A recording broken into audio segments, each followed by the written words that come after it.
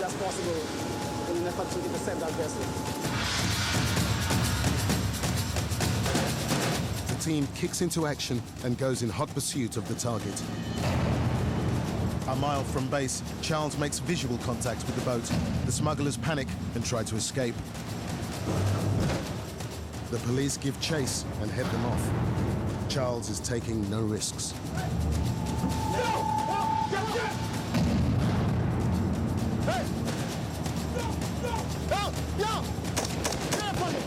Get the fucking ass up now! Put the plug in, put it in! The smugglers give themselves up. All right. The men appear to have been caught empty-handed, but Charles knows better. He spotted 2 large bags floating in the water.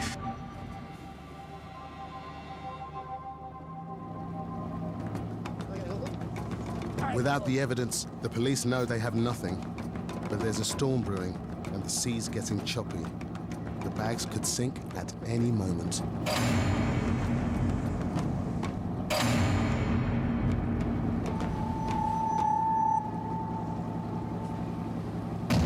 As the first package is lifted on board, their faces say it all. Just from the weight of the bags, it feels like it could be a great haul. But the officers won't know what's inside until they arrive back at base.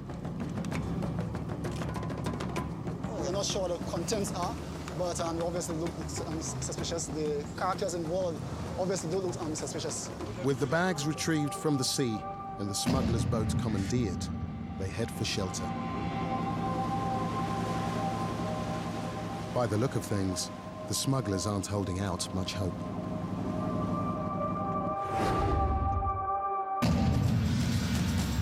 Next on Caribbean Cops.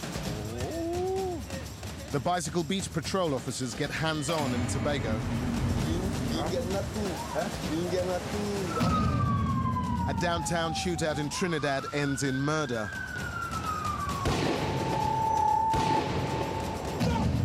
And after capturing 2 drug smugglers at sea, St. Lucia's Naval Patrol open up their haul.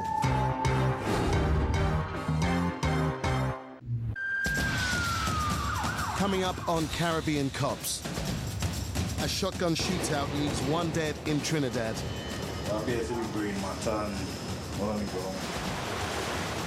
A British soldier's stag night heats up in St. Lucia. And a dream vacation turns sour as 2 naive tourists have their hire car stolen in Jamaica. So what we're worried about now is that he's telling us that we have to accept the liability for this.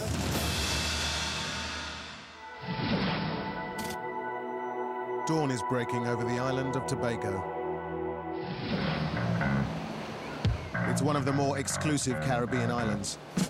With a population just over 50,000, it prides itself on being a laid-back paradise. Its unspoilt beaches and delicious local rum ensure it's a big hit with us Brits. It is glorious. It's really warm. The people are warm as well, really friendly and welcoming. 80,000 visitors arrive each year, and it's Corporal Samuel Kwamina's job to keep them safe. He's a bicycle beach patrol officer with over 20 years' experience under his belt.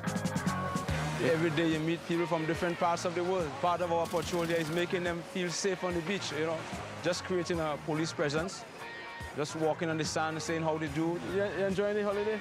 Enjoying the time? Chit-chat a bit, making sure they feel safe. Please meet you, Brittany. Gigi.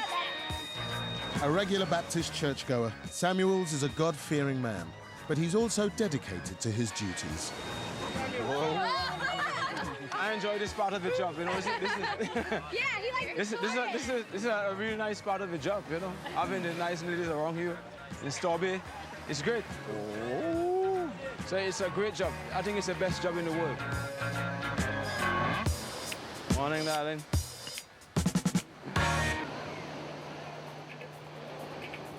Working the beach may not be the busiest of patrols, but Samuel and his partner, Constable Maurice Goddard, are always ready for action. Samuel's just spotted 3 men sitting by a cave. It's a well-known hotspot for marijuana dealing and smoking. It's time for a closer look. They take the back stairs and catch the men unawares. The smell of ganja is in the air. Samuels wastes no time searching the men for drugs. He's certain these guys have got something. It's just a question of finding it. We ain't getting nothing.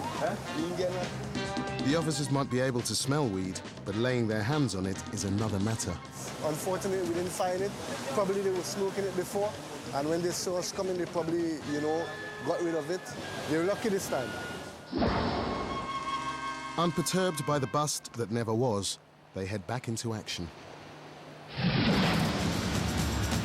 Back in St. Lucia, Constable Casey Charles may have just netted the biggest drugs haul of his career. Earlier, Charles and his team were involved in a high-speed pursuit of suspected drug smugglers. They are now under arrest, and the officers are heading back to base to check their cargo for narcotics. Charles orders the smugglers off the boat. The suspect packages are also removed for closer examination. Okay, just a second.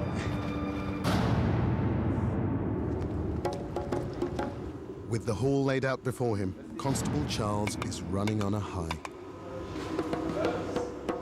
Like I said, a bit of an adventure, but pretty much overwhelmed by the whole thing. They waste no time opening up the haul. This appears to be compressed marijuana, very, very much properly, expertly concealed and secured. Before the smugglers can be formally charged, the substance needs to be confirmed as cannabis. Head forensic scientist Dr. Fernandra gets to work.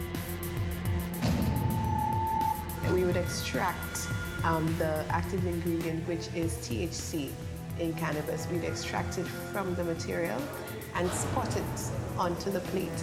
We can say that this is cannabis. The marijuana weighs in at 136 kilos. That's a UK street value of £280,000. Officers from the drug squad arrive to take over the case and prepare the smugglers for questioning.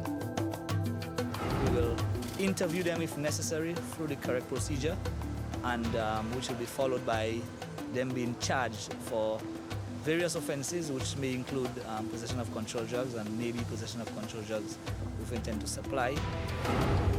The men are believed to be French nationals from Martinique. It's a well-known transshipment point for cocaine and marijuana bound for the US and Europe.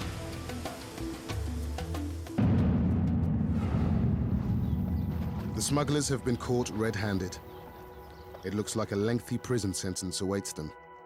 All they can do now is contemplate what lies ahead.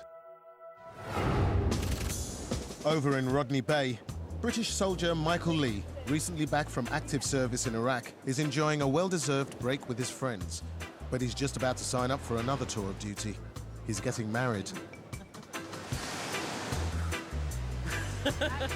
Today's his stag do, and he and his mates are on an all-day mission to get hammered as quickly as possible.